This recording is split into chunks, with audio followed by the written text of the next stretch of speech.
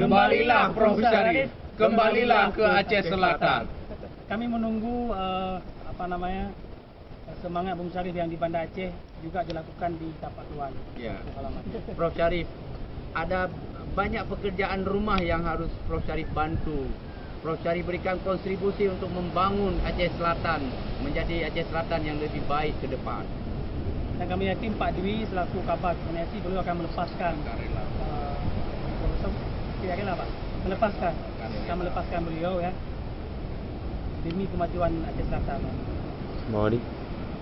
Kita berharap Profesor Syarif mau berpikir objektif dan berpikir untuk daerah, bahwa tanpa Prof. Syarif mungkin daerah kelahiran beliau akan terbengkalai seperti ini. Ya, sebagaimana konsep Profesor Syarif bekerja keras, bekerja cerdas, saya pikir beliau akan mampu membangun Aceh Selatan ini. Saya meninggalkan Menata Tuha, kembalilah ke kampung lamanya. Oke.